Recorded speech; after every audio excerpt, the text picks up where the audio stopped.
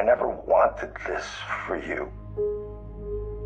I wanted a totally different life. A steady paycheck, kids, a family.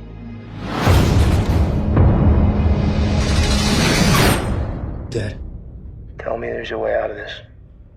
Not a quick one.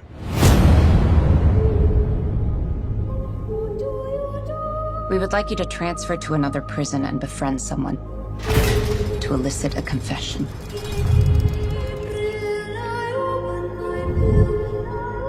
We suspect that this man killed 14 women, but we only have one of the bodies. Larry has vivid dreams. Tell me about him. In my dreams, I kill women. But they're just dreams. In this prison, we're the guys? Maximum security specializing in the criminally insane. You want me to check into hell and befriend the demon? Not for all the money in the world. How about freedom? Paul's conviction's on appeal. He could win and walk. You had the chance to stop him.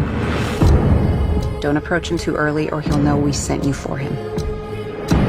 Why are you looking at me like that? Like you know me. If it gets out that you're here to snitch, that's going to be a very unfortunate day. Accelerate your timetable. If he walks, he'll kill. Again and again.